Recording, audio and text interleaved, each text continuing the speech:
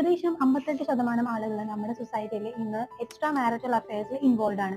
അതിന്റെ റീസൺസിൽ ഒന്ന് ഐസൊലേഷൻ ആണ്. ഒരു പ്രത്യേക ഏജിന് ശേഷം പങ്കാളി കൂടെ ഉണ്ടായിട്ടും ഒറ്റപ്പെടൽ അനുഭവപ്പെടുന്നു. പലതരത്തിലുള്ള ഡിപ്രസീവ് സിംറ്റംസിലൂടെ ആ കാലഘട്ടത്തിൽ അവരെ കടന്നു പോകുന്നുണ്ട്. അത് ഒരു പക്ഷേ പങ്കാളിക്ക് കണ്ടെത്താൻ സാധിക്കണമെന്നില്ല.